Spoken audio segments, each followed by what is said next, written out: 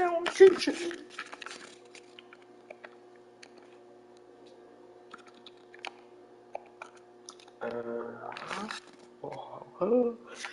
You know what? I'm gonna go this. I never do that.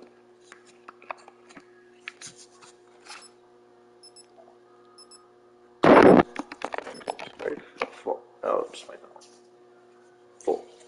Full.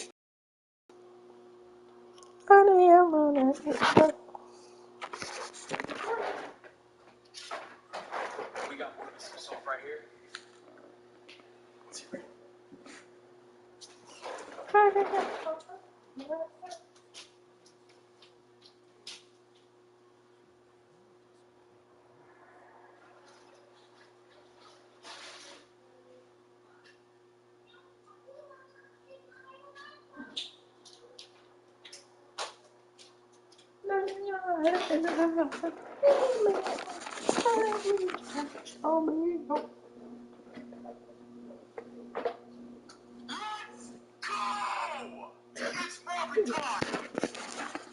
We got Morbius himself right here.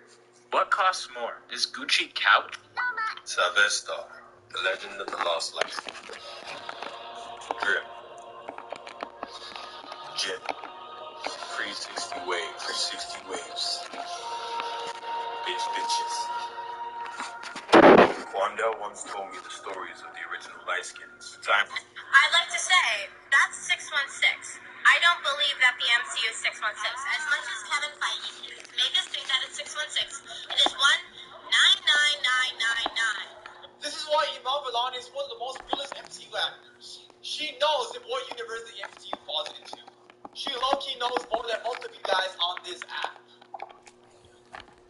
I'd like to say, hey, I mean,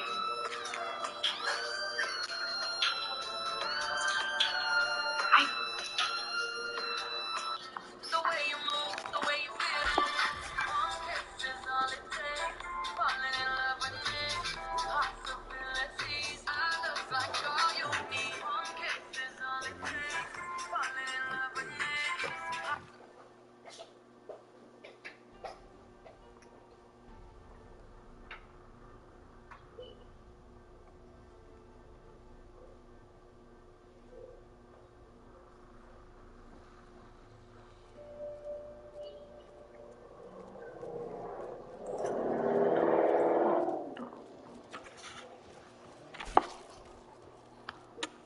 Alright, preparing everything again.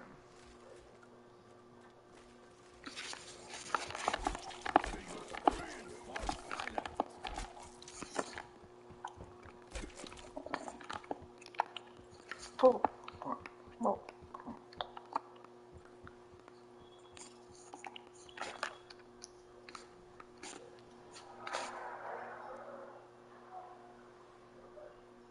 It's took to more. He never holds down. He's Mobius. That's what he does. He works. He's I should get on a laptop.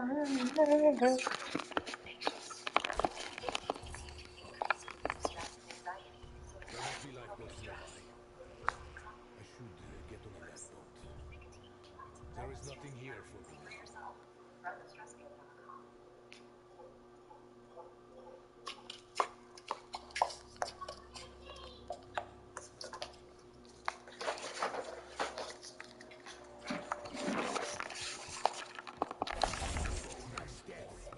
Oh, I could.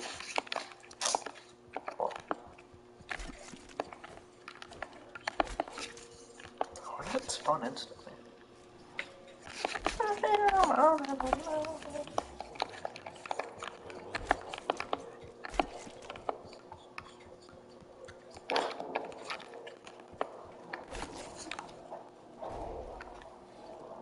Oh, wait.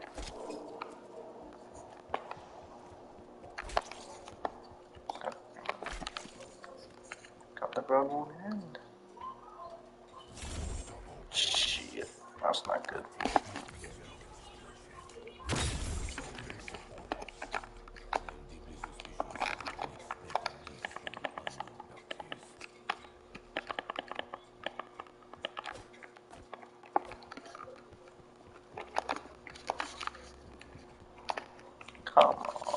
Oh well.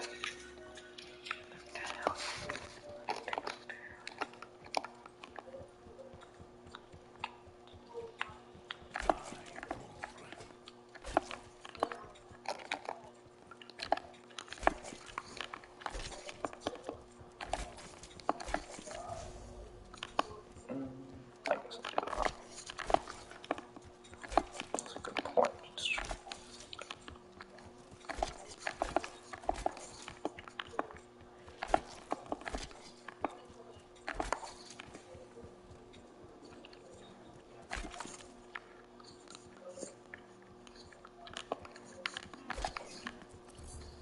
Yeah, there we go.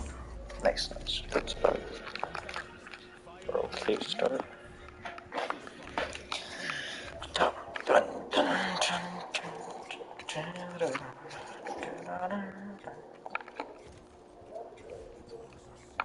Okay, this is a bit dangerous.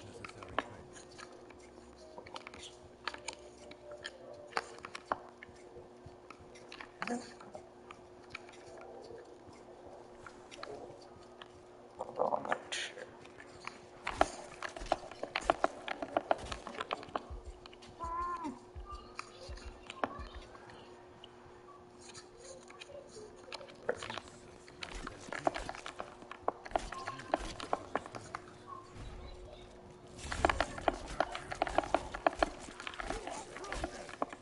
Okay, let's see one time.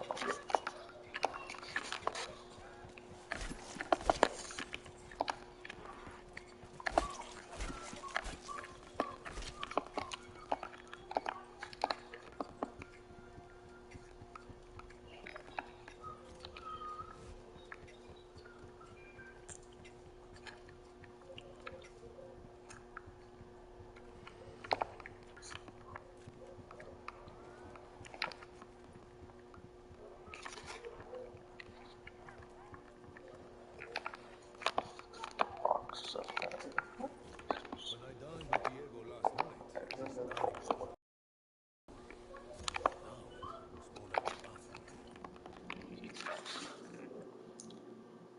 Now looks more like a bathroom. The outhouse. It appears altered.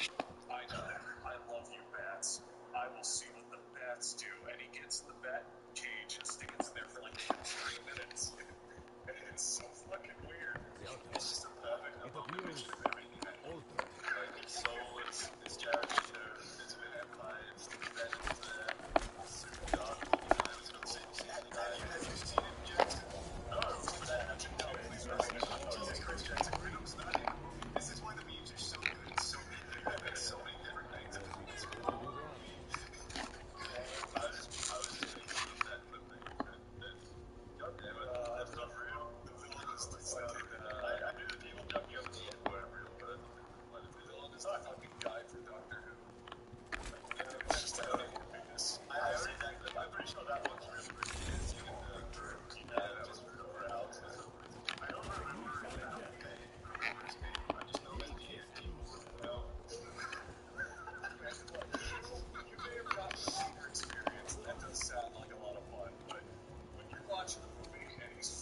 Vamos al huevo.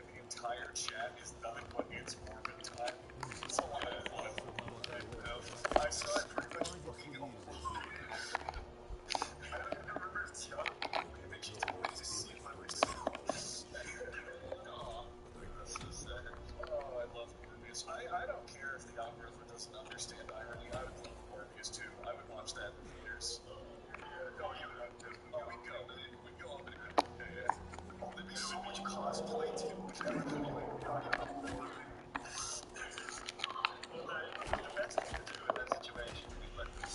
Holy Morbius 2 and then just pirate it and do like an at-home viewing party. That's not the same. Jesus Christ. Like, we saw Yeah, all the theaters. so Moonfall much in more fun. theaters. Moonfall in theaters was a required experience. Like Well, that was sure.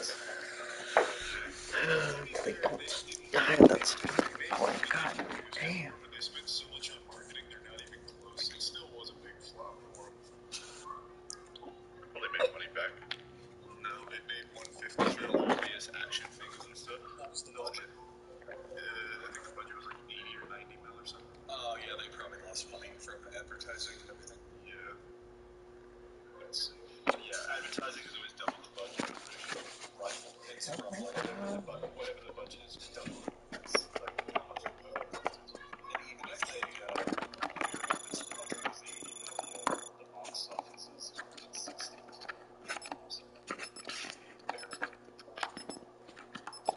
I think the thing about this is how long these memes have been around. Like, they are still popping. And the movie's been out of theaters for like a month now. They're really fucking funny too. I unironically love Morpheus memes. They're so good. It is so fucking good. Yeah, I've become a big more pet.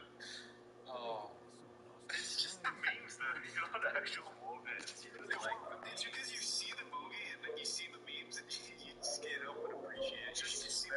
just the fact that so many people don't know what this movie's about at all. That the fact that people can say that they love the scene when he says, "I'm really morbing out," and everyone thinks that's in the movie.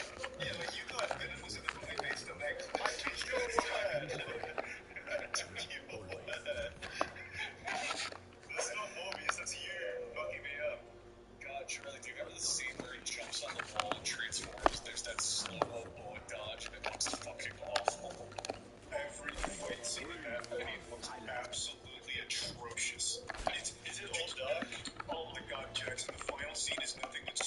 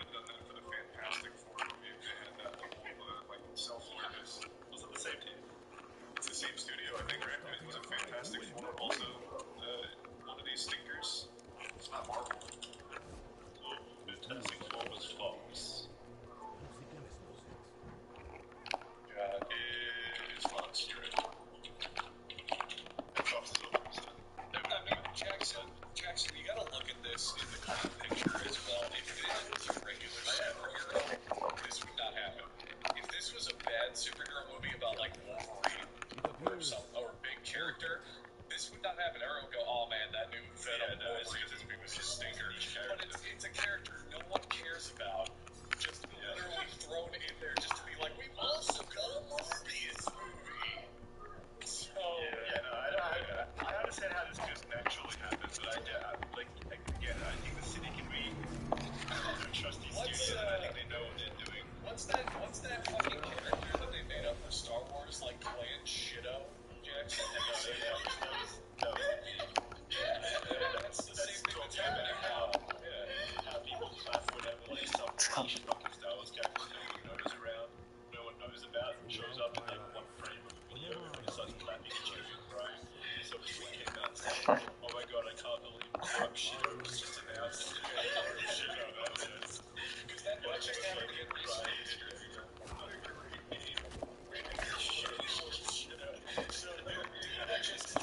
Didn't that just happen, Jackson, where they had the character who's only like in the Clone Wars cartoon or something make a cameo in the new show, and everyone lost their fucking minds? I have no idea who it is.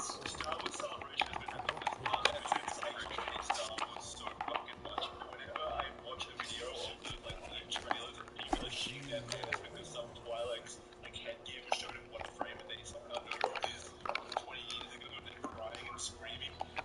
Like seriously, watch the leaked trailers. I cannot hear anything because every frame they're clapping about and crying about something new or different. So there was a trailer that came out, and in it is a Jedi Wookiee, and everyone's like, "Oh my god, that's a character from Clone Wars. He's the only Jedi Wookiee, and his name is like Clone or whatever the fuck." And Twitter lost their minds. They're like, "Oh my god, it's that Jedi Wookiee!" And he's just freaking on the funny. So then the pushback is, you go, "Oh my god, Clone Shido's back." But the video club shit, I think, it's because Star Wars fans are so easily pleased. It's like simultaneously so easily pleased and also so like difficult to please. Like it's too extreme to that base. Charlie, I don't know how you thought the theater was better than this. It's the scene when he's taking out the blood and the chef's just like, "Oh, juice extracted." It's so funny. I don't know, I just haven't experienced it with the chat. Yeah.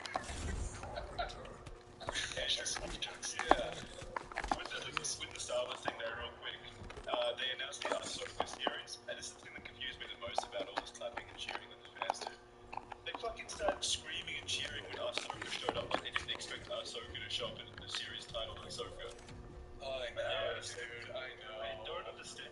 So Red Letter Media made a video on this kind of thing a long while back, but they talked about how when you're in that room, you'll scream for anything because everyone's trying to hype you up, everyone else is screaming, and the whole point is that you do have some genuine people there that are like hopped up and amped up, like, "Oh my god, I can't wait!"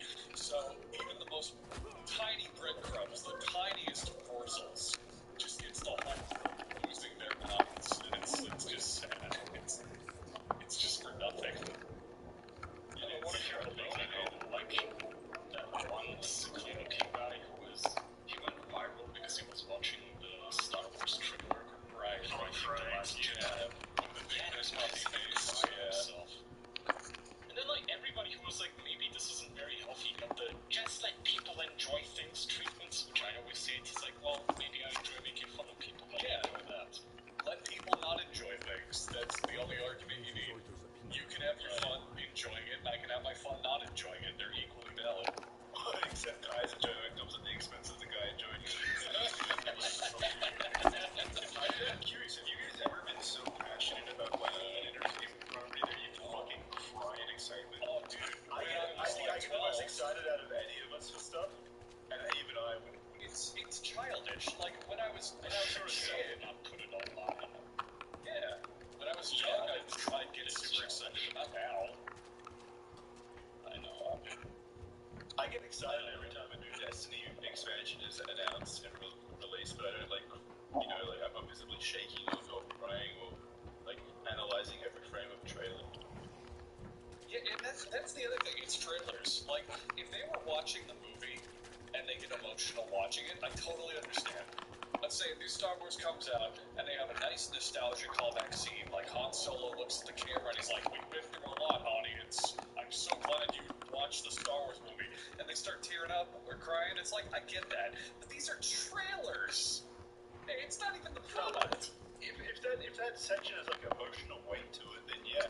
actually extracting tears from their audience through masterful use of the craft, then yeah, that makes sense. But these people are literally crying just because Han Solo showed up in the frame. Because it's Star Wars, yeah, and it's this sort of blank mind, its brain and childlike inability to control your impulses is endearing in a little child. That would be cute if it was a little 4-year-old crying its eyes out, but when it's a middle-aged man, it's utterly repulsive.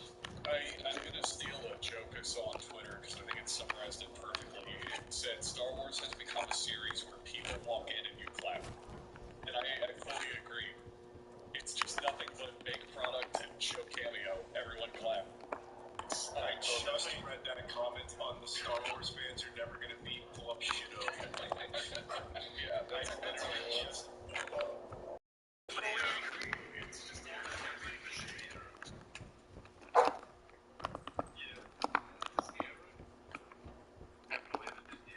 I feel like at least like in the George Lucas era, I don't think there was definitely like a part of that, but I feel like George Lucas had a vision for what he was doing. He wanted to do a storytelling.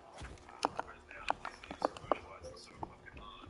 That was whenever character shows up, he made it as a character vision and not like run it through or constructed it well. But prequels are very clearly one made it look like he's the kingdom. Whereas the sequel is his kingdom.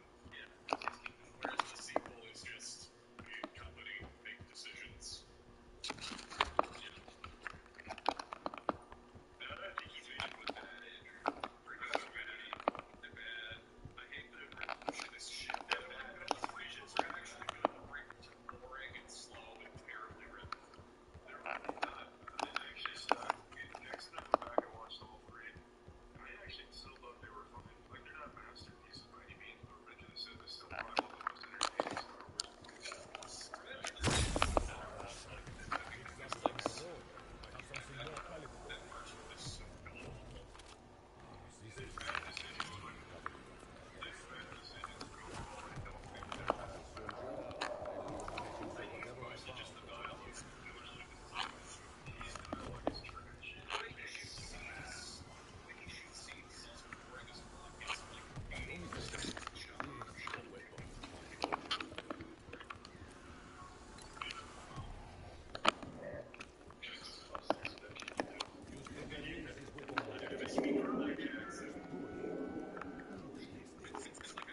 I agree with you in this though. I would rather have something that like is a director's vision and it tries things that doesn't work instead of just algorithm generated meaning written movies. You know, I agree.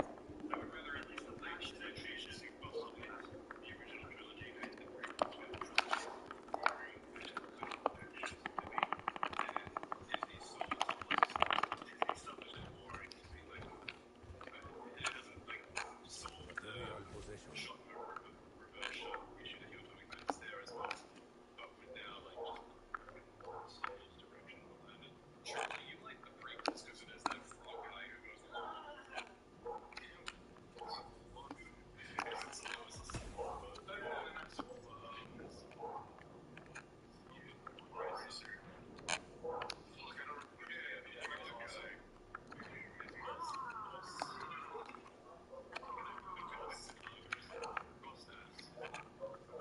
That's how you know it's a memorable character. And now he showed up in the next Jedi like Club Shadow radio. They're probably gonna make a Club Shadow like series now. Like me and a girl that's gonna be there, they're gonna say, holy shit, people are really talking about Club Shadow. We need more of that in the world. You realize there's no Club Shido? No, they'll write him in from the Rebels series or something. Yeah, the fucking entire live action series. God, that is so fucking good. Have you been enjoying Obi-Wan? It's fine. It's better than Boba Fett, but there's only 2 episodes so far. I definitely think it's better than Boba Fett, but I think it's mostly carried by Ewan McGregor. He's so good. Is I actually that, like him. is that just a show, or are they also making a movie? No, this is show. Okay, I thought they were making a movie as well. I think it's just one season. I think they're pretty clear that it'll only be one season. Oh, I don't know what else to say. 6 episodes. Yeah, I think it's just 6 episodes. Oh god. The antagonists are a bit fucking goofy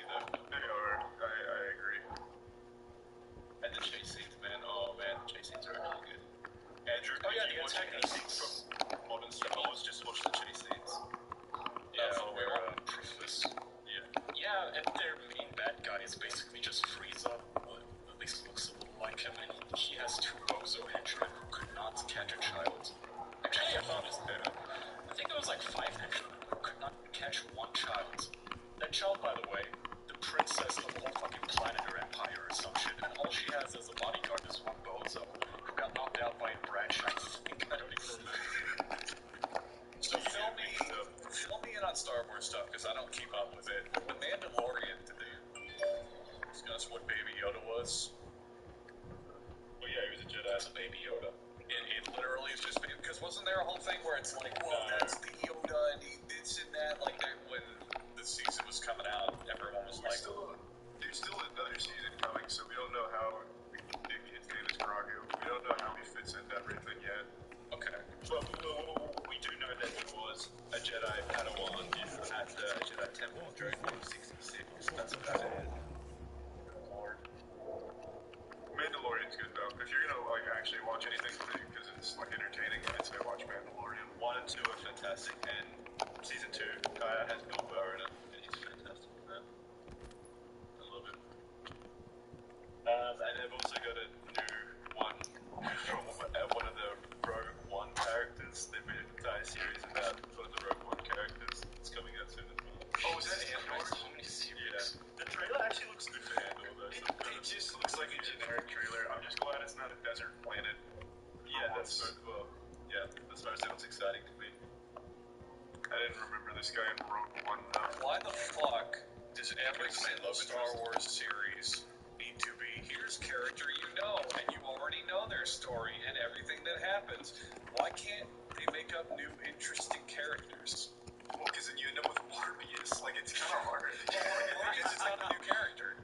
Well, and actually, and to be fair, well, yeah, no, but they made a new property on a character. Grogu's a new character. Yeah, Grogu's new, and the Mandalorian. Yeah, and I don't think the Mandalorian was ever in anything besides the Mandalorian. He was fresh. Okay, fair. Like proven. And they've also got something called All I'm saying is I remember. Acolyte coming out. All I'm saying is I remember back in like the late 90s, early 2000s when Star Wars was in that limbo. Probably the 90s. Yeah, the 90s. Before the prequels came out. It was that limbo of like, we want more Star Wars, but we can't do the same thing, so they just invent like expanded universe characters who are just weird. I miss that. I love that. Yeah. What was that game? It was on the N64. It was the Star Wars like bounty hunter game, and you just played as some jackass dude who would walk around shooting people. It was fucking awesome. I think we look back, like, I love the extended universe in Star Wars. Some of the best stories are told there. But at the same time, I think people are forgetting there was a lot of shit in that as well. Like, a lot of shit. Like, it was mostly just shit. Like, stuff thrown at the wall. Just the opposite. There were some great stories, but it was mostly shit. Yeah, but wouldn't you rather have that and then some things do stick? Numbers, and this demographic responds to this character in this movie. Yeah, but I think there's like a perfect middle. What was the name of the monster that Mark Hamill milks? Famous Star Wars character. Shit monster, yeah. Yeah, they should absolutely make a spin-off series for that thing. That'd be fucking wild. Knowing them, they will. I just want my Knights of the Old Republic TV series or something to do with Knights of the Old Republic. They never will, but they have the game coming out. Yeah, it's just a remake though. It was really exciting. Aw. Hey, you guys really don't have anything, do you? Any kind of like universes you are invested in or get excited about? Like I have Destiny, Star Wars. I have Better Call Saul. Like Mad Max. I have a bunch. Like what? JoJo's. The big one. What about anime? I fucking love anything JoJo's. I think every single part is great.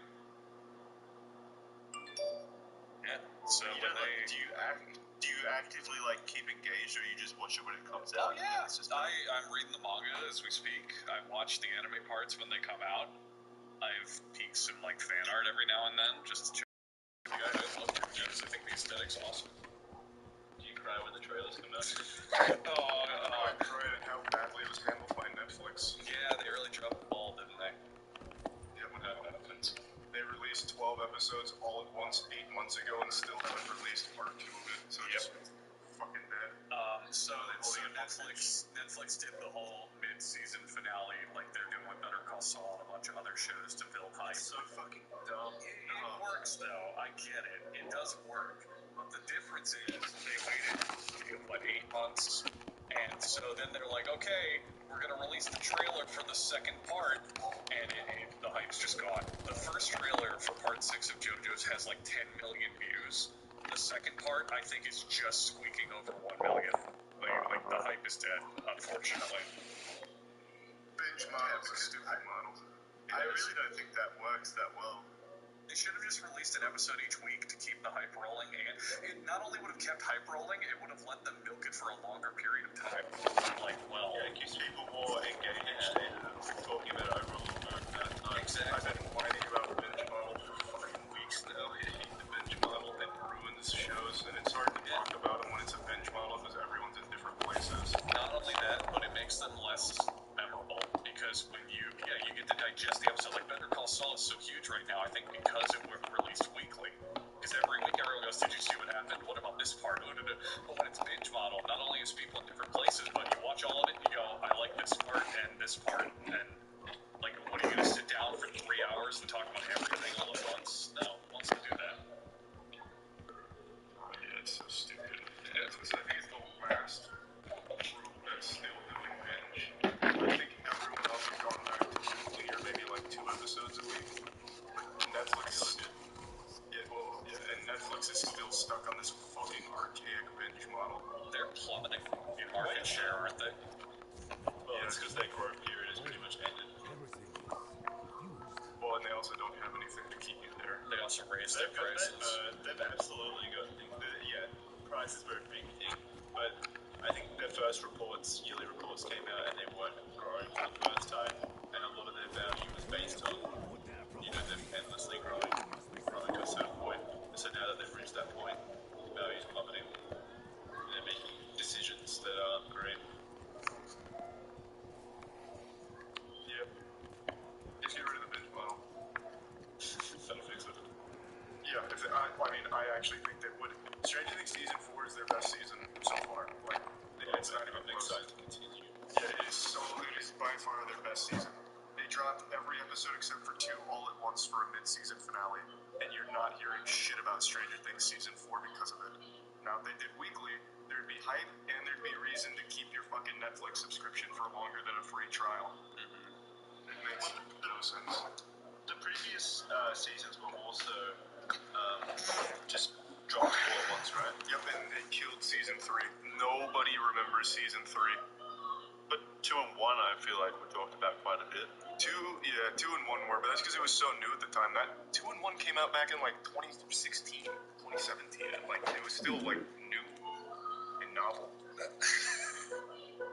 I'm sorry, I'm just reading. I've been watching and reading the Morbius chip. The new $1.29 chicken cheddar roll. It's the right menu at the right time. Hell yeah. There's a simple way to wellness, and then there's other ways in. Wellness can be pretty extra, but it doesn't have to be. Fair. Made of apples. Less is more. There are dome levers, and each one of those 4 levers are connected to either 2 on the food deck and 2 in the engine room. Now, which levers these are connected to, never will.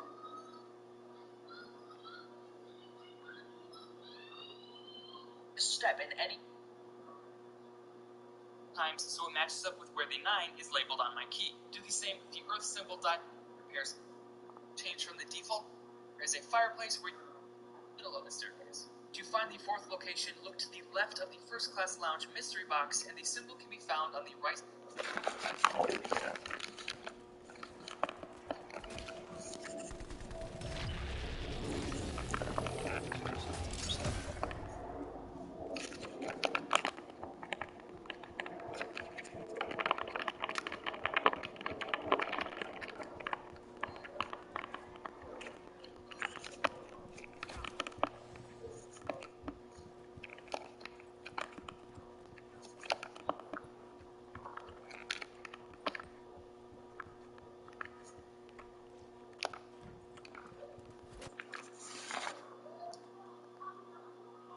side of this wall. Then in the middle of the lounge, there is a...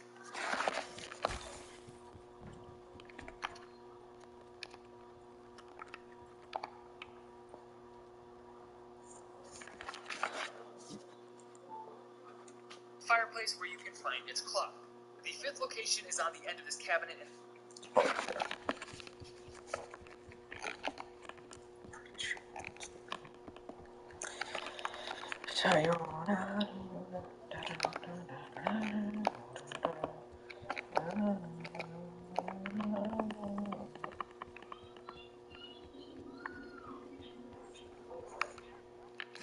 Upside down triangle.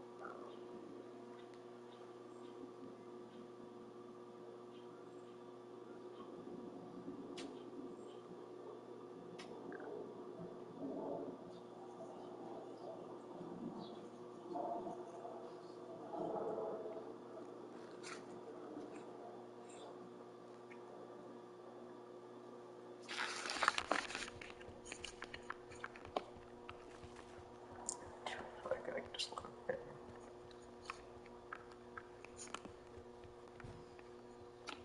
What is that? This is just like a pot.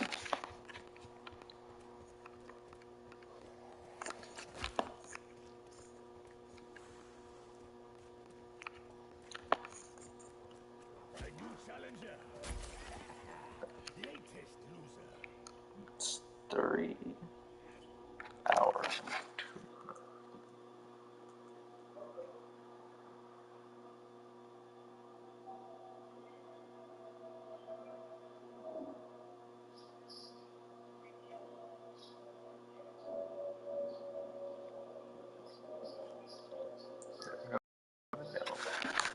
Now it's time to just input it on the wheel.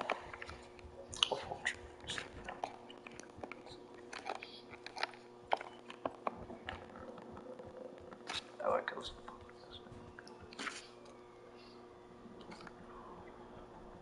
God, this entire episode. People are now posting ASCII art of hentai girls and saying, "Lord made my pussy." What scene is it? It's when he's like convulsing from the blood and his brother has to come in and help him. Yeah. So he still hasn't had his first porn. I think he has once at this point, but it's like an accidental one. He never has like a misfired porn. He doesn't blow up until he finally gets the bad thing under him. Oh, right. Yeah, he had his freak out earlier though, where he... Does he kill this? That's not a porn. Is he an anti-hero? No, he's just a normal fucking hero. He kills like terrorists on a boat, and that's it. They're too afraid to make like an actual anti-hero, so all he does is like kill bad guys once, and then kill a main bad guy. That's not an anti-hero though. He's not. He's not an anti-hero. Well, same with Venom. Did he kill innocent people? No, Venom again only killed bad guys. Venom, they made So just a hero. is just a hero, but with an attitude, I guess. Yep, that's basically what they do. It's a hero who's okay with killing bad guys, and they call him an anti-hero now, I guess. They don't do anything morally questionable at all. They're just good guys. They happen to kill the bad guys. And yeah, this guy moves. That's pretty That's true. Yeah. So what the fuck does it mean? So, you guys eat? yeah, Alright. You guys anything from home? I'm fine. Bibbs, do you want anything from the mall? Bibbs? Bibbs? Oh, no. Alright then. What do you want to do? No, I'm fine. Alright. Bye, sir. Bye. Not to do with anything. Like, the only thing it does is it means he has to drink blood. But because the movie's PG-13, they very rarely use blood, so they have something called artificial blood, which is juice. Oh my god, is there real blood? No, it's artificial blood. God, that's so fucking dumb. That is so lame. Ghost Luke after that. You would have been fine. That would have been easy. She made blood everywhere. No, he didn't. Yes, he did. That's a Star Wars thing. That is a Star Wars thing. That was no. That was lost. Yes, he made it. you can explicitly go to Star Wars World at Disney and buy blue milk. It's a whole big thing.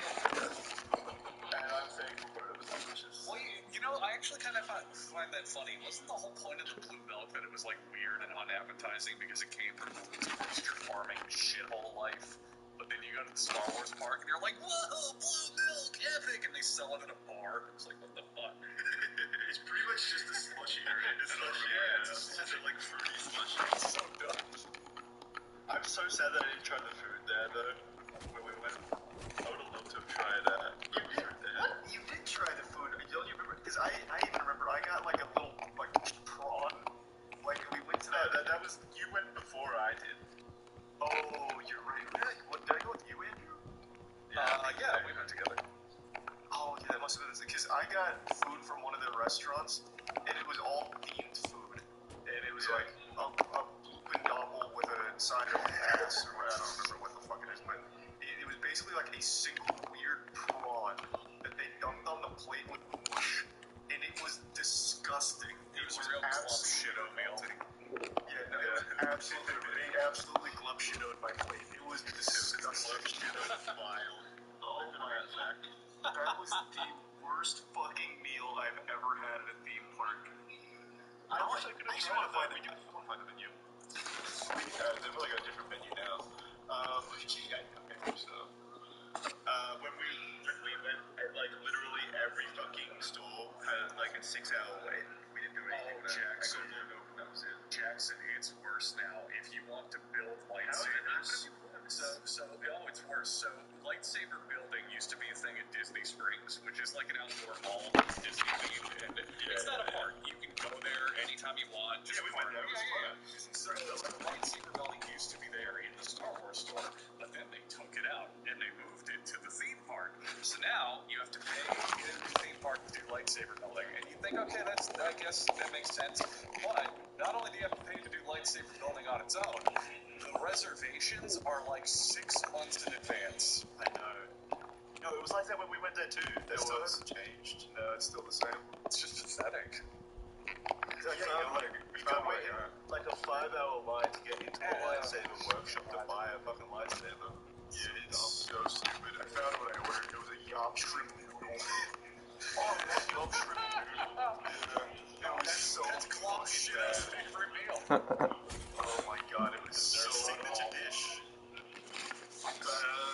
I don't know if there's a photo on here. I just found the Disney Park blog, and there's some things here, but I found the name, which was the yop shrimp noodles. Triangle. It was awful. It was so fucking awful. What did it taste like? Just broth? It tasted just like a really old shrimp that they put a couple like mushy paste around it. Like I don't know where the noodles were in the one I ordered, and I only had one like shrimp adjacent looking thing in my dish. It was miserable. Disney's the fucking worst. I can't believe people go there like weekly. I can't believe it. I don't know what you do there. It is so boring. Well, the Disney Sea in Japan was insane. I go there. I don't know what that is. It's like the best theme park in the world, apparently. Disney Sea. Never heard of it. Neither of you have ever heard of it? No, Disney Sea. It looks fantastic. It's in Tokyo. It's like a Disney park with like Disney properties, which is super nice. It's like its own thing. Oh, that looks nice. It's in Tokyo? Yeah.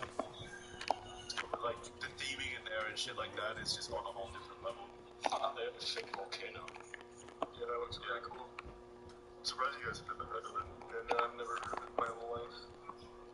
And it's so nice because you don't fucking see Globe Shido's face anywhere. Oh, then I'm not going. Yeah, if there's no Globe Shido, I don't really care. Do they have Morbius anywhere? No one heard of this. It's like the Gaijin bands from visiting this place. Only because there's no actual Disney, mascots or anything in that. Well, there might be, but there absolutely is. I don't know. It's not something they are, yeah. Well, compared to because there's Tokyo Disney as well.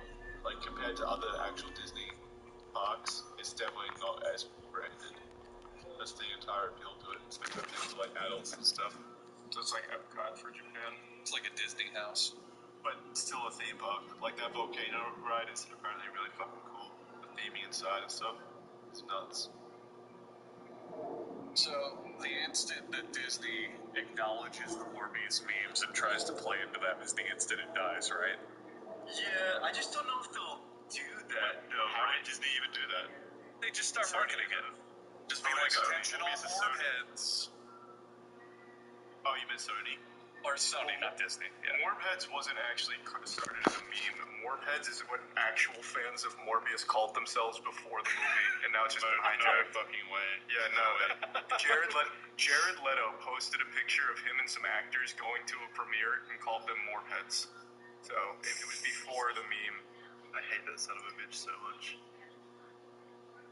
Actually, where's that picture? They were trying really hard to make it seem like people were seeing the movie because all of the videos and pictures of empty theaters for Morbius came out opening day. So Jared Leto and like a giant group of like his cult or something went to the subreddit, I'm pretty sure. I know what you're talking about. Yeah. And yeah, it's just like a giant group of his cult fan base. Cult leader in there. Yep. And then they all went there like smiling with like Morbius t-shirts and called themselves Morbheads. So that actually predates it. I'm looking it up.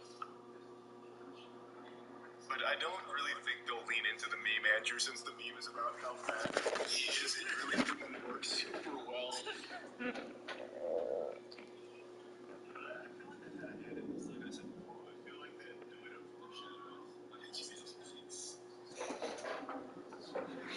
I think it's too big for it to have been orchestrated. Well, no, it gets big naturally, but you started it off small, like you orchestrated from a small beginning. What if it was No, Jackson, what if it was a reverse conspiracy? Their rivals got this meme started to point out how shit Morbius is. And the studio behind Why would they do that? The anti-Morbius money concocted this plan from the Morbius verse. Yeah, and again, Jackson, you got to remember how small of a microcosm the internet is to most people. Like, most people over the age of 40 that are just like parents or casual audiences aren't fucking around on Twitter watching these memes. Yeah, but the marketing people are. So? They're the ones orchestrating it. I don't think so. No. I do. I think they're good. I think they're good at marketing. This is probably where the entire budget went. All 80 million went to like creating memes. Yeah. And then you fucking bought into it. Yeah, I don't care. It's good. Sickening. I wonder if the Morbius movie Twitter said anything about it. I wonder what would happen if you spent like $160 million on promoting a movie that doesn't exist. People notice. That'd be such a good experiment, I guess. But you could like fabricate clips or something of a movie that never existed. Yeah. And then just keep gaslighting the internet. Yeah, and everyone has to claim they saw it. The Morbius Twitter is basically just advertisements, just clips of it. Who's following G Fuel? The galley normally would. After taking the stairs down from the poop deck, once you've taken note of what element is spewing from what outlet, you must now kill that same catalyst zombie. The grand staircase. There are 6 power outlets you'll have to check. Starting from spawn, the first outlet can be found in this left side bedroom in the staterooms area. The second one is on this wall at the top of the grand staircase.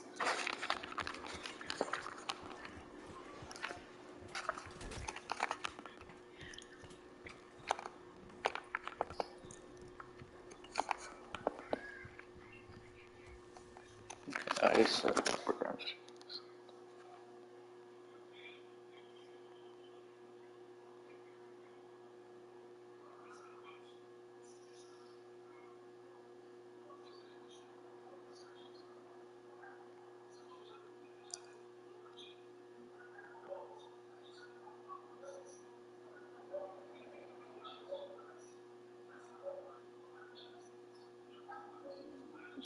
Alright, I got them all written down.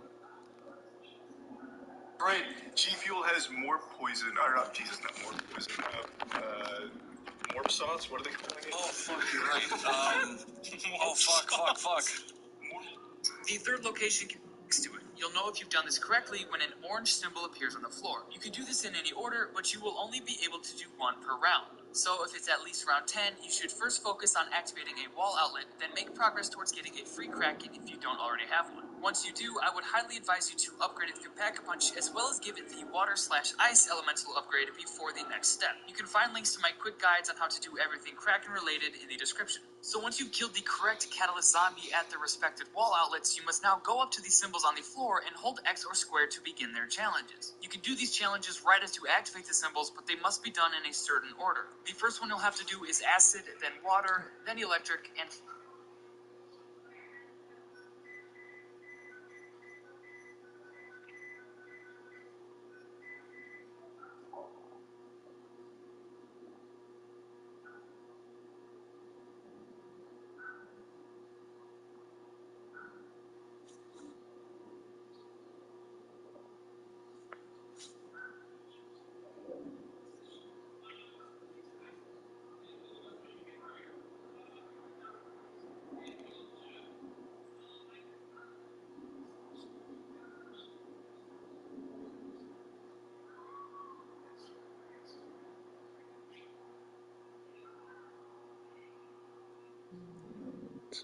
Fire.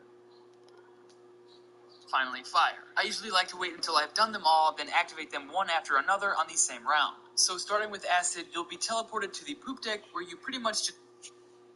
Who pleased the palate of the picky eater? You did, you mealtime hero. Tell us what you think about our new twist on soft serve, Twist Cone. Super soft texture food. This has a crunchy cone. Deliciously soft, especially Write all that down, Jeremy. Blue Bunny, we make fun.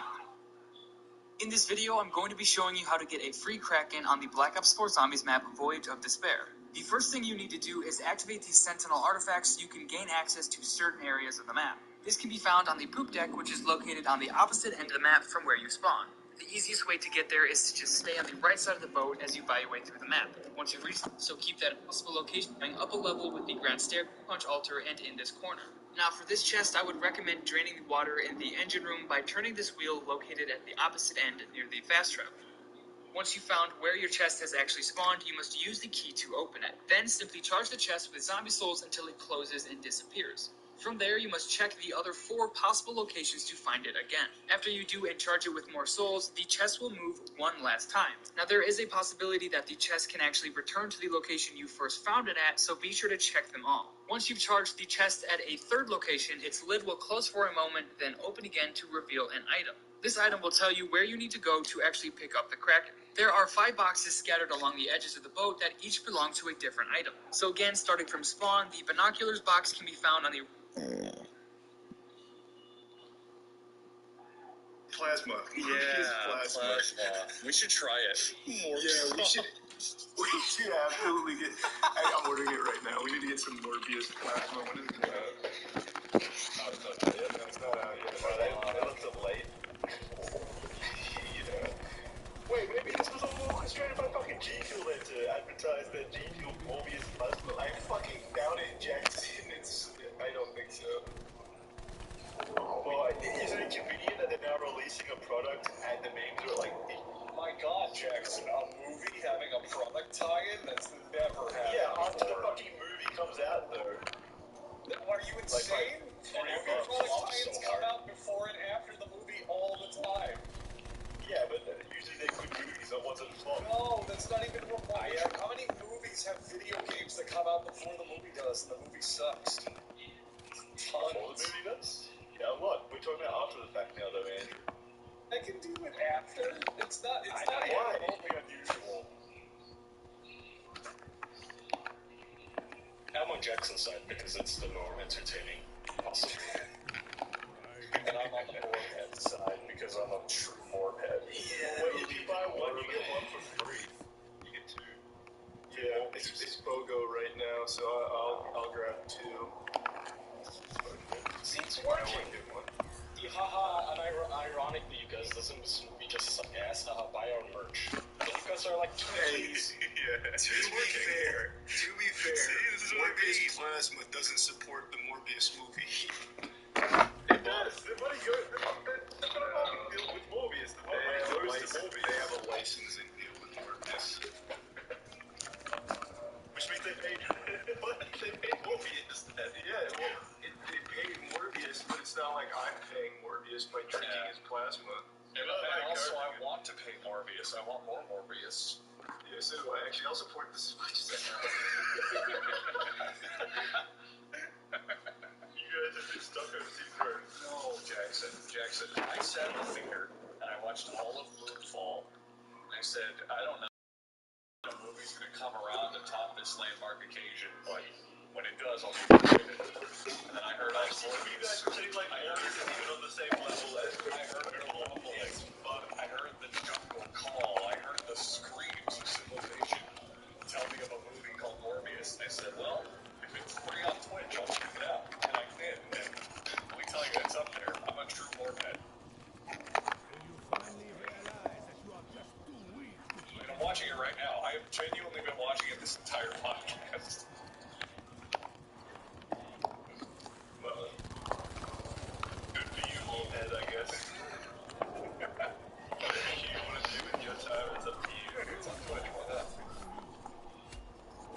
Alright, we're going to wrap there. Thanks, guys, for listening to this bonus episode. And thank you for supporting Morbius, if you are, I guess.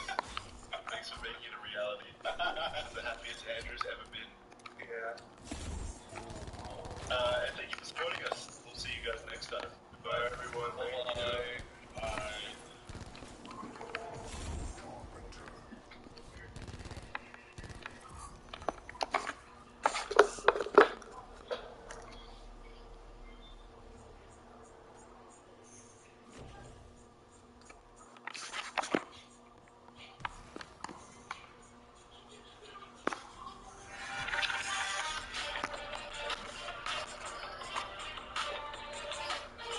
Perfect. We're joined by you. Hey, it's the official podcast, episode 287. Maybe, so we're in that general ballpark. Perfect. We're joined by YouTube's best boxer. I did a thing, Alex. How's it going? No, Yeah, good. Thanks for having me. You beat me more ass since the Creator Clash? Yeah, I've been trying to hold out. Like, I've seen plenty of people around, and I've been like, I want to punch that man, but then I was like, no, like, it's too dangerous now. Bloodlust. Too much. I could hospitalize this guy with one good jab. He's actually calling into the podcast right now from an American prison. 3 consecutive life sentences. They only let me have an hour of physical time, so I'm sure that's alright with you guys, right? Yeah. That should be enough. Hopefully.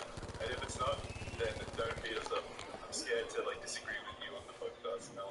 I'll just beat up the prison guard and get some more time. It's alright. I'm trying to do it. Yeah, your performance was scary. Let's put it that way.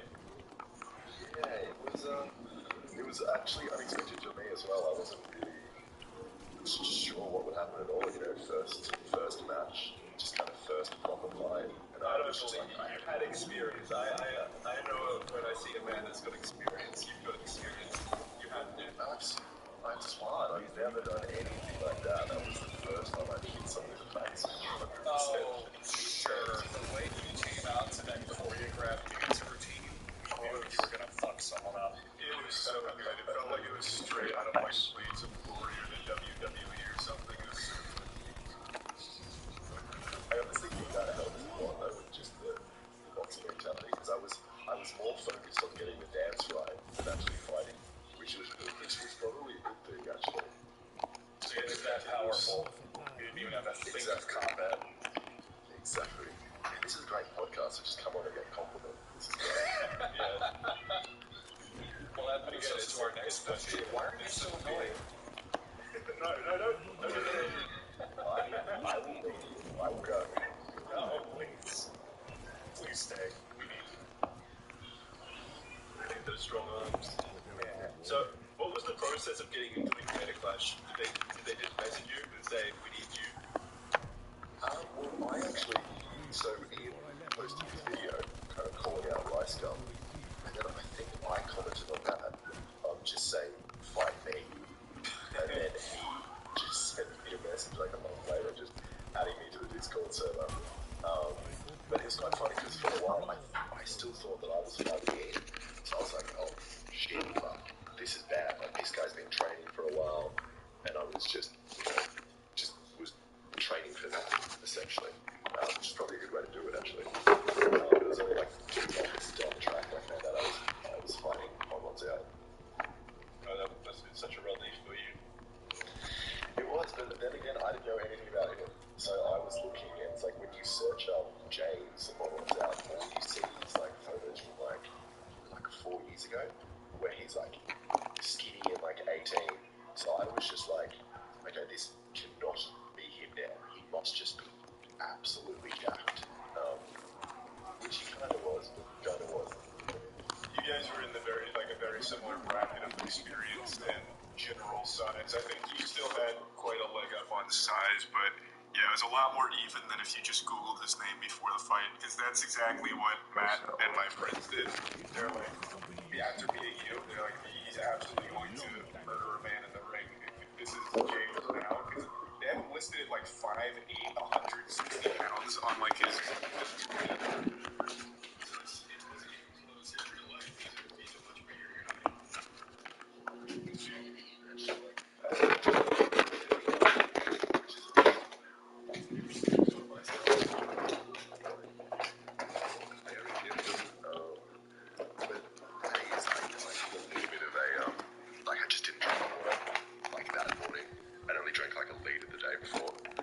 So I was going to say it's cheating. It's not cheating. You're technically allowed to do it.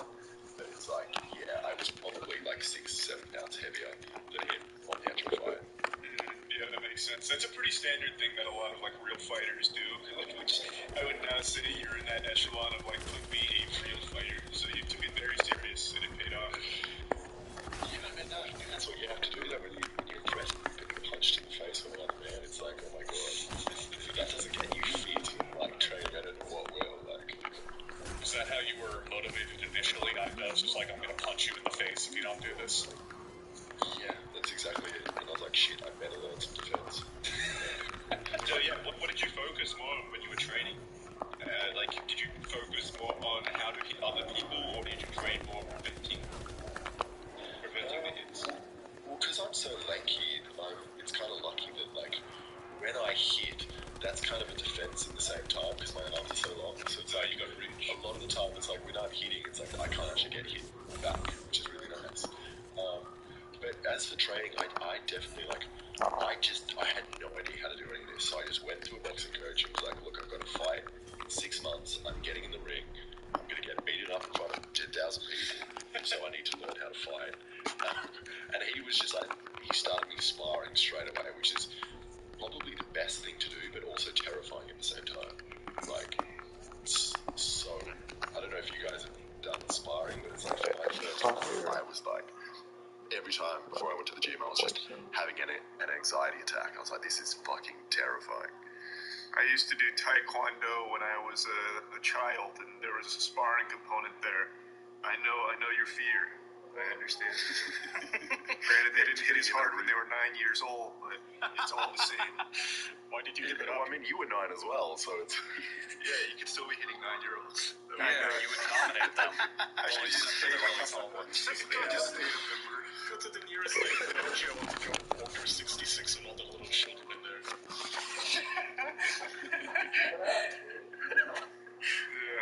That's the most like combat experience I have is when I was like an actual child. It was like And then you spar with like your friends in like headgear and everything. It was cool. That's pretty terrifying. I can't imagine having to box someone after they just smashed an object in front of me. Like, that makes it even more scary. Yeah, I also kind of embellished it a bit. It's not like it was a real block of wood or anything. It was that plastic breakaway stuff. Your fighting style is all from that, Charlie. Didn't you say that if you were ever in a fight, you would go straight for your testicles? Yeah, well, it's a real, it's a real fight. Yeah, you know, it's a fight. That's survival. I'm surprised though. I mean, what are we calling you? I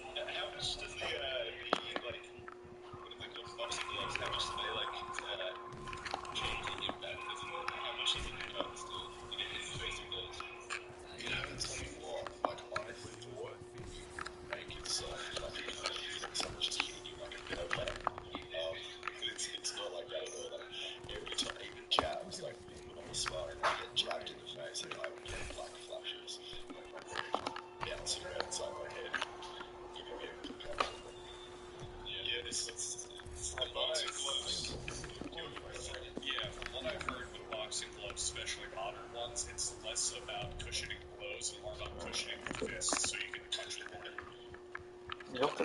Which is pretty fucked. Like, that's, yeah. The boxing gloves would actually lead to more knockouts than, like, if you were bare knuckle, because with bare knuckle, you're hurting yourself more with each hit, so you start to hit harder and cuss harder.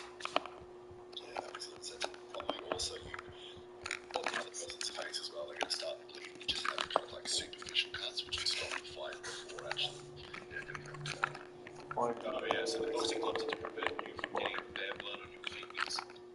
Exactly. You don't need this. Yeah, boxing gloves are like dainty. They're for sissies, you know. We should admit that and just go hard. Just gouge each other's eyeballs out. Yes.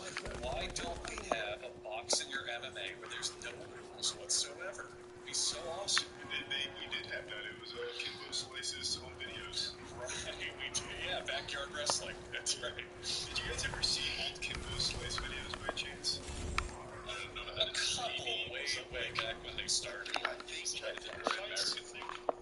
No, Jesus Christ. No, Kimbo Slice was like a really well-known street fighter. He looked like a psychopath. Like he had that weird haircut where he was like bald on top but like long on the sides. And he was just a massive, ruthless force of nature. The one that really like kicked him off and made him kind of like a household name in fighting is he punched the guy so hard his eyeball popped out of his socket in a street fight. It was crazy. And he died, right? He did die, but he did actually have his. Kimbo Slice was like a really well-known street fighter. He looked like a psychopath. Like he had that weird haircut where he was like bald on top, but like, and he was a massive, ruthless force of nature. The one that really like kicked him off and made him kind of like a household name in fighting is he punched the guy so hard his eyeball popped out of his socket in a street fight. It was crazy. Oh, he died, right? He did die, but he did actually have his MMA debut. So he went from street fighting to professional, but he didn't do very well in professional. No, because there were rules. Exactly. And I don't think he died from injuries, sustained from MMA. I think he died from something else unrelated, didn't he? Oh yeah, I think so. Shows how good he was. He was his mirth. Yeah, once he found out there were rules, he just couldn't live anymore. Need to see a man's eyeball again. I've never heard of it. He just had a series of videos where there were no rules at all in his fights. So it used to be kind of popular, not just with Kimbo Slice, but like street fight videos in general. So they'd be like little groups of people like this pocket on the internet that would just film like consistent fights, and it still exists. Like there's something called Street Feeds, which is kind of the same thing but modern. In Kimbo Slice was just I think I've seen street feeds where there are rules. Yeah. It's not like remember when I was a kid, I watched Kimbo Slice, and then also just like I think it was called like mob fights or homeless fights. It was just homeless men beating each other up. That was the best exposure. That was a little different though. Bum Fights was like a production from a pretty sleazy guy who paid homeless people in food or whatever to fight each other for videos. And that's Dr. Phil dressed as Dr. Phil, didn't he? He did, yeah. He did Dr. Phil and got kicked off. Yeah, Dr. Phil was so butthurt. He was like, "You're fucking making a mockery of my daytime television show. Get him out of here." But all he was showing up dressed as Dr. Phil to make fun of him. Yeah, he had like a big statement he wanted to make about how, like, since he takes advantage of homeless people, he compared it to Dr. Phil taking advantage of, like, mentally ill or struggling people. So his whole point was to, like, put a mirror to him or something. Yeah. But he's still a bad guy for doing it. So it's just funny to me that he's a bad guy. He's just saying there's other people. That's the funny part. Dr. Phil's entire show was built around taking, like, people with issues, and this guy obviously had issues and was doing terrible shit, but as soon as he makes fun of Dr. Phil, he's like, "No, get him out of my show, I can't have this, no, it's too much." It's because Dr. Phil, I think,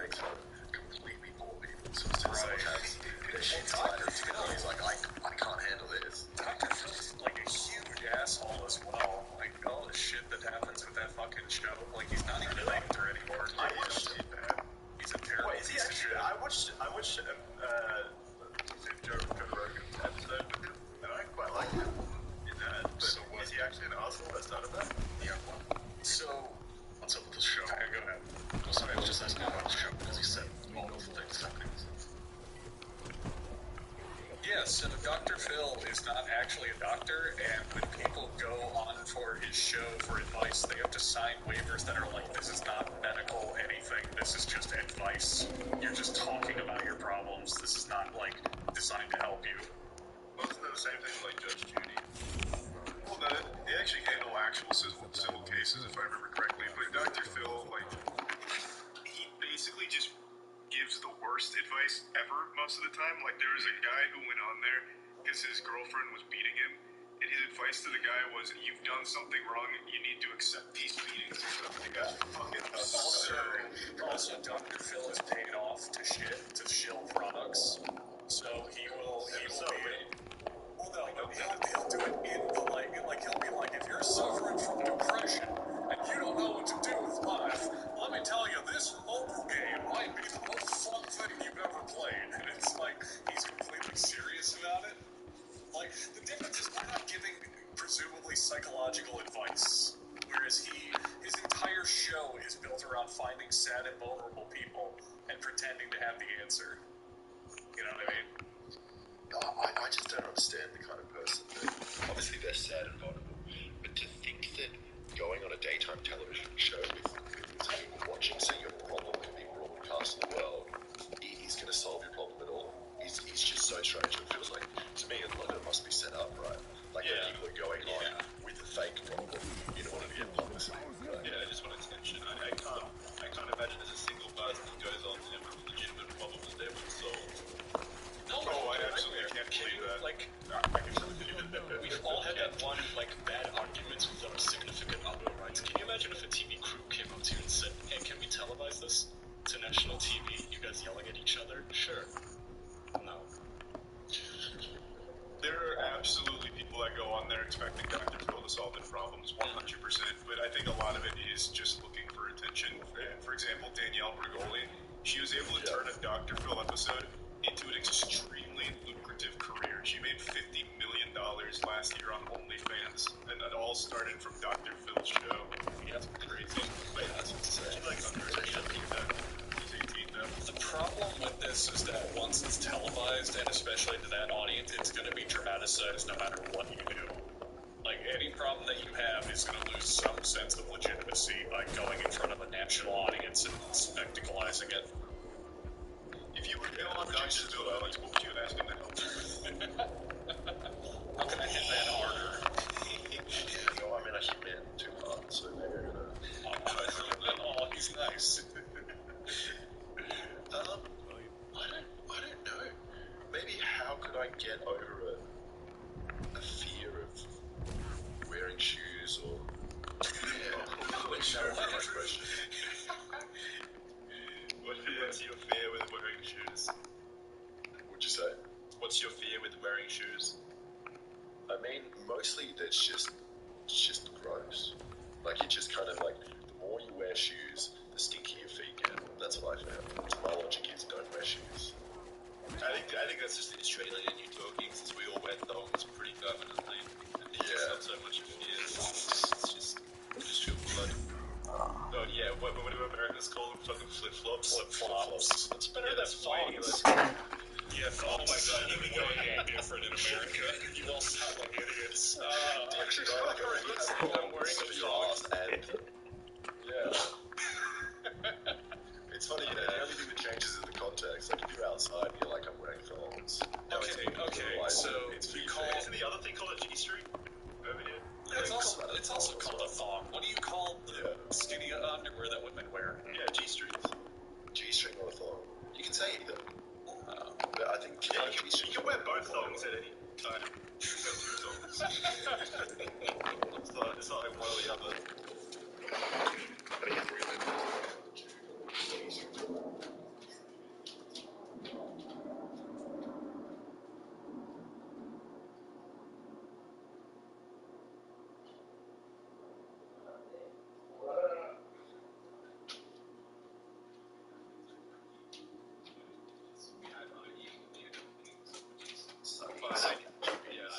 I get where they're coming from, but I think flip-flops is just more No, I mean, I like the word flip-flop because it's just so descriptive of what they are. You trade that is the biggest characteristic is them just flipping around and being fucking annoying. And you're like, yep, let's just call them that. They look like thongs on your feet, though. They got the little, like, G-string down your toe. Yeah, they do, but you hear the noise first, so it's like... True. Well, alright. Well, I'll meet you in the middle. Why don't we call them feet slappies? I'm not opposed to Insight that. into how Australians exist when no one's looking. You guys just come up with stupid names This is for the stuff. discussions we have, exactly. You're just like, how can we slightly change this word to be unique to us? I do think you're onto something with feet slappies, though. I think we should really start Like feet slappies straight up. I'm surprised it doesn't exist already. Let me check. I love We're just gonna trademark it. Yeah, he's just gonna start saying it until he catches on. Electric. I'll start saying it as well if you do. We can convince a bunch of people. That'll convince the entirety of Australia. You guys should do it. Let's see if we can make it become the most popular slang for the next decade in Australia. We'll start calling them feet slappies. Have you heard the New Zealand slang for tops? No, what is it? I think they call them jandals. Why? Yeah. It's the worst. It just makes me feel gross when I hear the word. It's like get it. Sandals crossed with something. Wait, I can probably Google that. It might not be true. Jamdals? Yeah, it just sounds like someone lied to you. Yeah, maybe. I had one New Zealand friend, so he's probably right. Oh, no, jandals are different. No. Oh, there jandals is a particular like the Jesus type of sandal. Yeah, the Jesus sandal. That's probably where it comes from. They're a brand called Jandal Sandals, I believe. Okay. Well, I'm wrong. Ignore that. Whatever happened to Crocs? Are Crocs still big? They're falling out a little bit, but they're still pretty popular for the most part. Oh yeah, they still have entire sections within shoe stores that are just all the different colored Crocs. Yeah, they're just not made fun of as much anymore. Now they're just kind of accepted and worn in secrecy. Just hipster. People don't really care. Are they comfortable? Never worn them. They're alright. Couldn't tell you. My biggest problem is the same with other shoes, is that because they're just completely made of plastic, like your feet just sweat like crazy. Like if you wear them long enough, you're literally sliding around inside your Crocs. Well, let's dump on Crocs specifically. Those shoes make your feet smell fucking horrendous. Yes. Like my dad used to wear Crocs. My dad used to wear Crocs, and those things fucking, you could smell them across the room. They were fucking disgusting. I'm not even exaggerating. We were in a car ride once, and he was wearing his Crocs, and he was like, I'm gonna take my shoes off and get comfy. And the whole fucking car smelled like a stink bomb. It was horrendous. Like, I hate Crocs. I can't fucking stand them just because they smell so bad. And they're always so oversized as well. Like, they just make you look like a German tourist. Like, no matter where you're from. So specific. Yeah. The worst feet thing for me though is I don't know how people can sleep with socks, like go to bed wearing socks. It's never made sense to me. It feels so restrictive. Why would you wear socks to bed? Yeah, it's because we're from Australia. It's like it does not get cold here. Imagine if you're actually in a cold place. Do you guys wear socks to sleep? It has to be really cold. Yeah, it'd have to be very cold. Yeah, because the solution is if you're cold in bed, you add blankets, you don't add clothing. Yeah, that's just yeah. weird. I'm a big proponent of like the make my own problem scenario where you keep your room as cold as possible and then just throw on a ton of blankets. It's super comfy. Yeah. My electricity bill is low. I don't get the opportunity to do that. Tiana puts it pretty high and I just fucking sweat in the middle of the night half the time. What's the average for you, Charlie? What's it at? Usually like a 71 to sleep to. Oh, How much what's that in Celsius? Yeah, outside of Freedom Units is probably like... No, it's 2400. Like 20, yeah. Okay, so like 20. Oh wait, that's pretty good. Yeah, that's not bad. That's right. That's kind of hot to sleep in though. Like, I'd like it to be colder. Yeah, it's almost 22. I like it. I think that's like the regular amount. Yeah, Oh well, I consider hot like a moving 27. Oh. Have we all gotten old enough now that we can like have our particulars with these things? Like, for example, if we have it on like 74 during the day, I'm like, fuck, it's hot as shit, I'm sweating, I'm dying. But if we just put it down 1 degree to 73, I'm like, oh, I feel great. It's so nice inside. I love it. We're becoming dads with thermostats, I think. Alright, next. Why does everyone in America use just aircon all the time? Cold. Why don't you? You're in Australia. We don't do it. Like businesses do. But I don't. Do people do that in their house? Yeah, I do. Okay, maybe it's just a house rule. No, I swear, everyone I know, no one does it unless it's like I don't want to then people turn on it. Well, you should come to Europe where they don't even have AC in their homes. That's people always like that. Well, it's awful. You know, here when it gets too hot, the recommendation from the government is like, hey, if you don't want a heat stroke, open all of your windows, I guess, and sit in front of the fridge. And when it's too cold, the recommendation is just dress warmer. Because we can't afford Russian gas anymore. And this is how Europeans live. They just fucking sweat.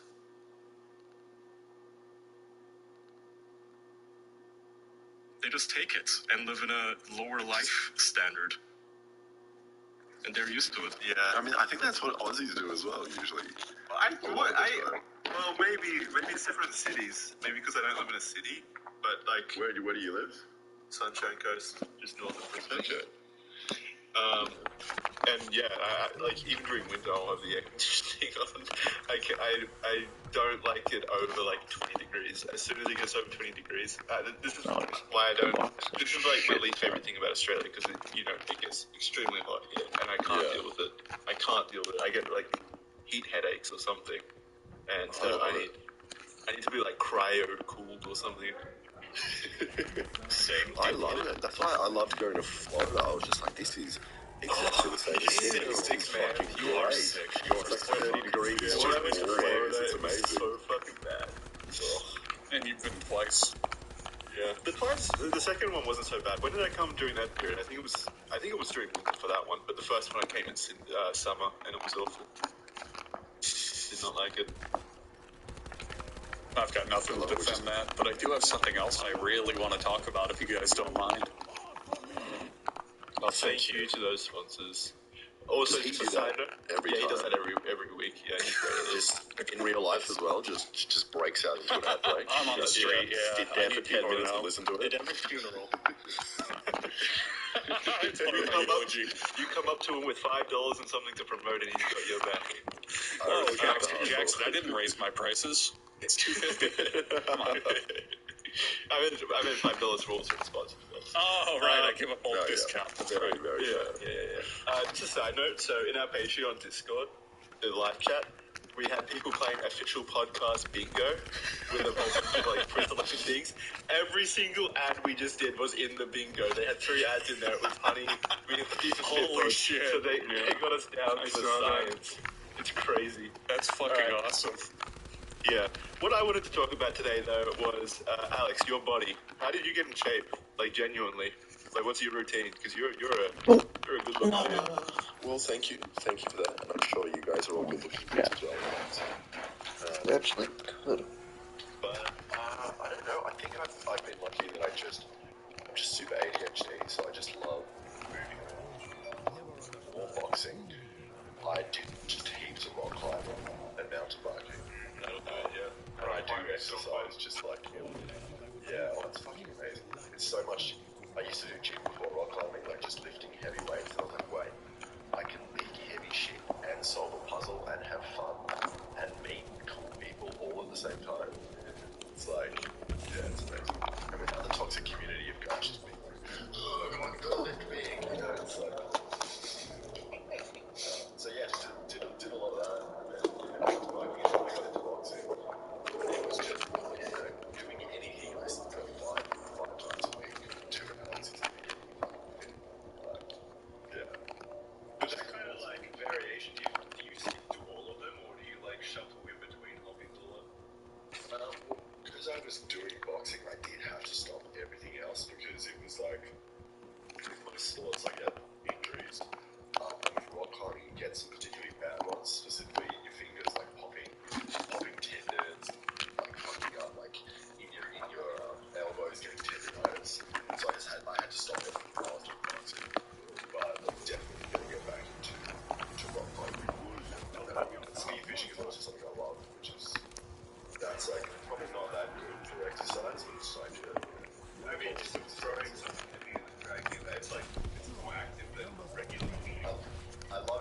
how spearfishing works. Okay. That's spearfishing. Okay, go back. Yeah, you got a gun you put underwater. Well, yeah, in Jackson's defense, I also mentioned the same thing. Just like very imagine you out there on a wooden raft with Let's go. That does sound fucking fun. Why is that not real? What would you actually do? So you've just got a gun underwater that you kind of load back this rubber into some notches. It's like an underwater crossbow. And you swim up to the fish and just shoot them in the head. Underwater gun violence exists. It's naturally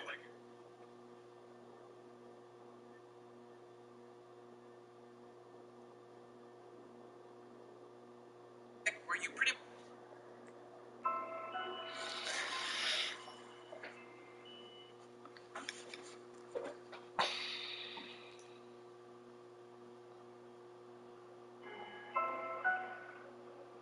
In this video, I'm going to the map from where you Pack-a-Punch altar. Just an FYI, if you turn this wheel, once you reach the artifact, hold X or square to activate it. So once you've got the Kraken and you've activated the artifact, you must now find 3 parts to craft the upgrade kit. The first part will start with is located in the cargo hold. One location can be found on the corner of these burning boxes, and the other location is near this wheel by the entering the first class lounge, then entering the first Pack-a-Punch altar. Just an FYI, if you turn this wheel, you can actually drain the water in the cargo hold, which will make navigating this area a whole lot easier. Next, the second part can be found on this table.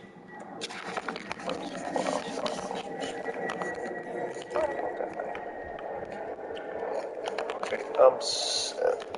I only need PhD Slayer. I'll make this a lot easier. It's fine. It's fine, it's fine.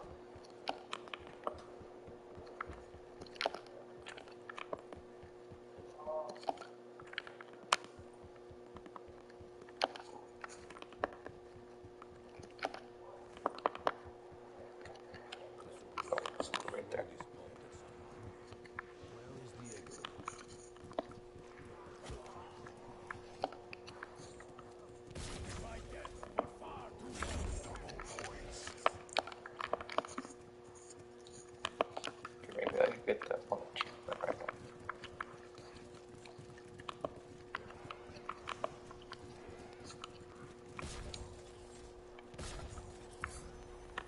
No.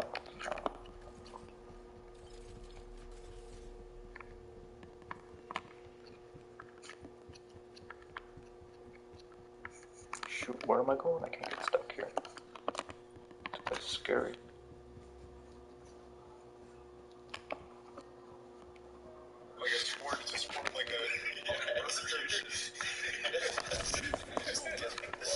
It's because Australians, we're not allowed guns, so you have to just shoot fish instead. Spears, it does still sound more active than just regular fishing, because you've got to be swimming underwater, right? There's that element of fun. And it feels a bit more even as well, like I've never gone hunting, but with regular hunting, it's you can blow a fucking deer away from, 100 meters, 200 meters, and it can't even see you. But spearfishing, you have to be pretty close. You have to be you have to see the fear in their eyes. Exactly. It's more personal. Going, how is that fair? These fish don't have spear guns. Make it more personal. Knife fishing. I mean, it's called sharks. That's how it's true. For the amount of fish we kill, one man dies a year from a shark. It's completely. Are you allowed to spearfish sharks? No, I don't think so. I think there's certain sharks.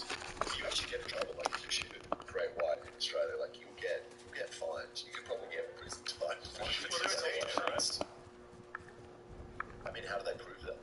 That it's a he says, she says kind of argument. Yeah, but the shark white shark has to go to court.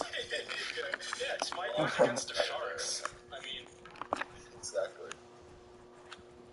Oh, they're vulnerable, not endangered. Yeah, I don't think they're allowed to shoot stingrays, though. We can shoot stingrays. Yeah. Crocodile, too. Apparently that happened. Apparently after Sudo died, I think there were stories of just teenagers going around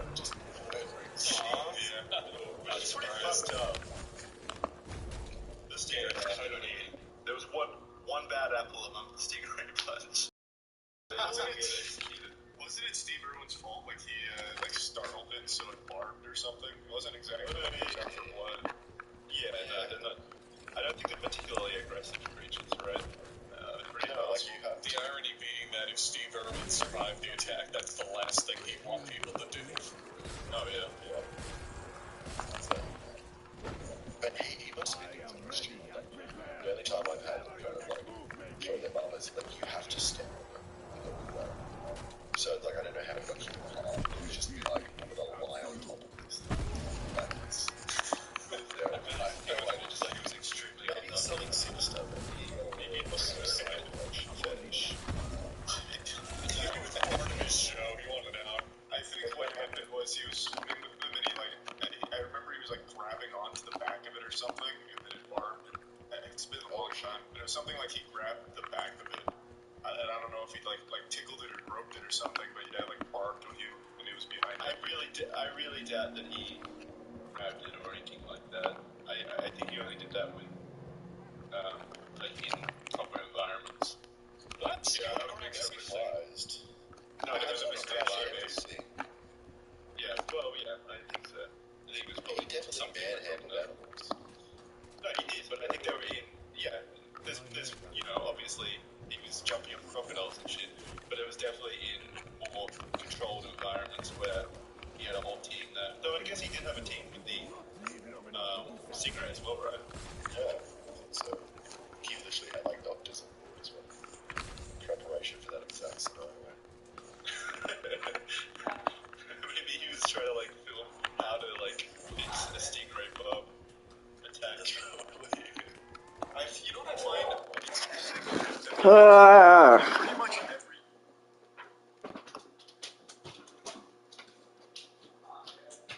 Right there.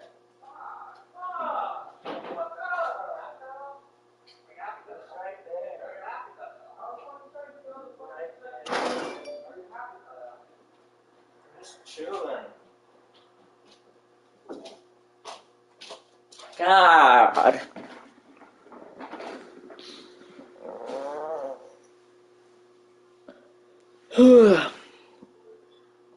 Video where like something goes wrong, it goes wrong in like the worst way. But the odds of it hitting his heart were so low. Like I have to imagine it has to be one of the first times that ever happened in the history of our species getting barbed in the heart by a stingray. Like there were just so many other places that could have hit, and yet it was his heart. And I see that a lot with like other videos, like you know, someone hits a baseball, goes really far, and somehow hits someone in the head. You know, like it's always like a headshot or like the worst possible spot to get hit, but it seems so low odds. Blows my mind. Well, it's because those are the clips that are shared. You know, if someone hits a ball that goes really far and someone films it, but nothing happens, why would you post it or spread it around? It's like, who cares? Yeah, I was going to say that. It's true. I didn't even think of that. Like, who are all these unlucky people? If all I watch is Home Funniest videos, how does this keep happening to every single person? They Why keep is it in falling all over. of these funny videos, everyone always falls down the stairs instead of normally walking up them? Why is there a sound effect? Why is there a sound effect whenever someone falls over? I don't understand. Charlie is right to a certain degree, though, that the odds, it's interesting in that particular case, like how many specific things have to happen for that stingray to barb him directly in the heart. Like, but that's like winning the lotto. He's been stung by so many other animals in different locations that didn't kill him. So it is a matter of time before it hits him in the heart, and then that's the one you're talking about. Yeah, I don't know why you guys are stabbed him in the arm. You act as if there's astronomical odds that there could something go wrong where a guy goes around molesting wildlife in all forms, even the most dangerous ones. How the fuck does Steve Irwin die, but like the Wild Boys don't even get that badly hurt throughout their whole show? That's unfair. Who's the Wild Boys? I don't know who they are. Steve-O and Chris Pontius from Jackass did like 3 seasons of their animal show, and like, yeah, they got hurt, but like nothing life-changing or anything. Well, they didn't do anything with stingrays. I think that's why. True. Fuck me. Everyone knows. Would have been over if they did. Have you guys ever been stung by an electric stingray? No, I've never even seen an electric stingray. They're so strange. So I had it like where been stung by them twice, and it's so strange because they hide, like, maybe they're not under the sand, but they're just on top of the sand. You just be walking, and when you step on them, you get stung. But it's really funny because you have no idea what happens. Suddenly you're just shaking. You're just like, and it just feels like you've just been struck by a force field, but it puts you into fight or flight immediately. So you're just like, what's happening? Where did this come from? Like, why do I feel like this? And it takes like 2 seconds to realize, like, oh, something's attacking my foot. Like, it's such a strange feeling. Does it hurt? Or is it just confusing? It's more just like it's not like a taser. It's not too sharp. It's just like a kind of like your foot starts shaking. No, it's more like have you ever stuck your hand in like the 240 volt, like the power socket? It's more like that.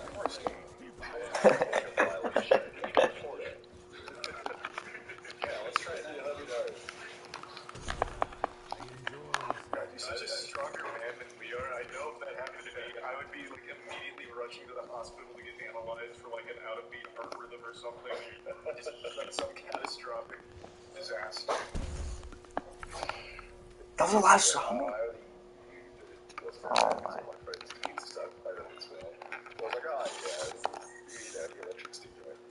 This is the attitude of something like what happened to Steve Owen happening, by the way. I don't think we're talking to like a descendant of Steve Owen, a clone of him. I don't hear any stingrays. Oh yeah, but I've never been stepping on stingrays. You make it sound like I'm doing it on purpose. I'm doing it on purpose. Going out of your way. I'm too afraid to step on the bottom. I'm too afraid to step on the bottom of the ocean floor due to like stonefish. Me too, same season. For me, it's mostly because it's just yucky with all the fucking seaweed and shit. It is. If I need to put my foot in, I look for a very sandy spot or one that is like stony. That looks cool. Well, even like he just said, even that, like Alex just said, even that's not safe because there could be an electric stingray hiding under that sand. That's exactly where they hide. Is the little clearings on your weird beaches. You know, the rest of the planet isn't infested with fucking electric stingrays and box jellyfish. On most beaches, I just swim. I don't dodge danger. Are we the only country, Alex, with stonefish, or do other countries have them? I think we're the only ones with stonefish. There might be some variant of them.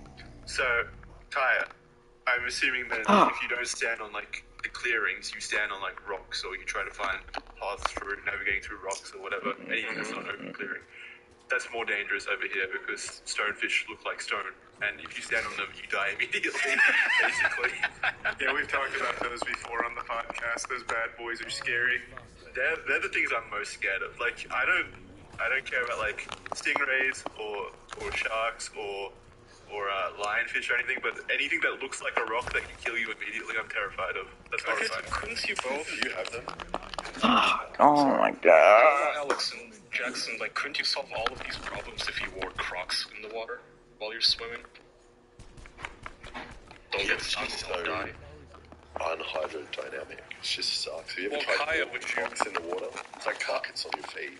Kaya, would you rather be safe or fashionable? What did you say then, Alex? I couldn't hear you. You cut out. I was just saying that it's impossible to walk in the water with Crocs. Like, I've tried that many times.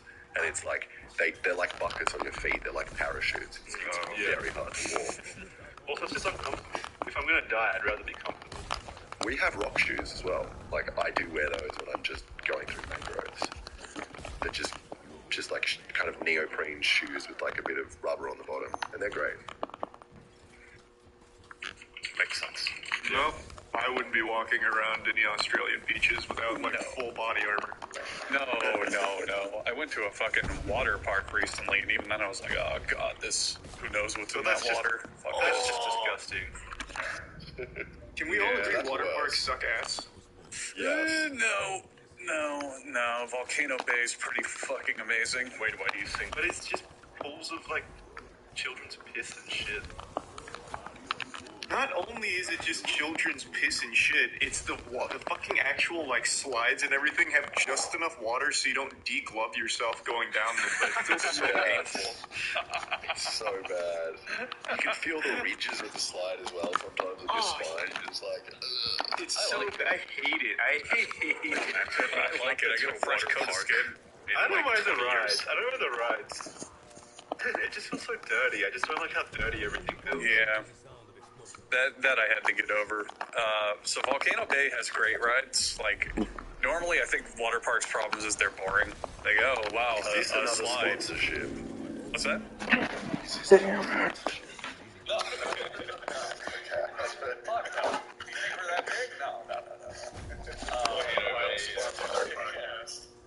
Wait, you guys got Run of Wild over there as well? We used to, guys, but I'm pretty sure they all got shut down because they were so unsanitary. That's right. Let me get some yeah, they still have one there. We got one of the dogs, which to be fair is extremely dirty because and I just don't trust all those slides or rides after what happened in Dream. yeah, that's true. No. This it's kind of like white kind of rafting ride, and at the end of this little tire that's like back up, kind of like brings you back up to the platform and get off. What? I pulled out my specialist. 5 people into this conveyor belt of gears, and I think 5 people just got pushed up and died. Yeah, they did. It was horrifying. Yeah. I definitely talked about this too. Yeah, it happened. Well, I had family that worked in Greenville, and I used to visit there like every month because I was on the Gold Coast. And yeah, I've never read plenty of times. So it was Oh, there we go. yeah, so you were right. Like so the ride apparatus, the thing that you sit in, is like a giant wheel, and to get up to the first drop, it goes up a conveyor belt. Obviously, the conveyor belt malfunctioned, and then the This is vehicle not got jammed in good. the conveyor belt and lifted up, throwing people out of the ride into the open gears below the water. So the water was still there. Basically, like the motion pushed them into the gears in the conveyor belt where they all felt like jammed up and torn to pieces. Essentially, Jesus Christ! It was like the worst way to die. It was like Final Destination ish. I'm surprised DreamWorks. I'm surprised. I was gonna say I'm surprised it's local because they had to close out like a full year to go under investigation and shit. And they paid a bunch of money. Because I just looked it up. There was another accident. A girl is left with horrific genital injuries after an accident at DreamWorld, and it looks like it's the same kind of thing. So it looks like they still fixed their. No, that ride definitely got removed. But which ride was this? 46 ride. Which one, sir? They just say she went on the 46 ride, which is where it happened. Yeah, I didn't know that. That's fucking terrifying. I mean, do you guys remember this one's kind of old? I think it's like a decade. There was a water park, I don't remember where, but on the ride, it was a big slide. The kid got decapitated because it was so poorly made. So he got his head. Yeah, he got his head chopped off and it slid down the rest of the slide. Chopped off. Are you sure that's not like a Nickelodeon horror movie? Oh, there was someone in the chat posted it was Schlitterbahn. Yeah, we talked about that one. Well, it's all the loop, right? Yeah, but well, I don't know if it was a full loop. I don't recall, but yeah, it was a wild little water slide. Can they be a monster? Right? And that would just be a launch, right? Yeah, probably. That seems like I don't think it's the same thing. It would have to be a full loop, then that's what I'm saying. If there was any kind of like loop, then there would have to be a full one, so it's just a ramp. So I don't trust rides and stuff. I hate rides. I don't trust them. It's just feeling a robot, like throw you around like that, like a roller coaster, just feels fun, especially when it's like some poorly paid worker. That's what I was going to say. I used to set up jumping castles, right? I used to set up jumping castles and rides, and I had no idea what I was doing. And I was just like, yep, good to go. Don't die. It's like bits before long. The worst ones are the ones that are like at, like school.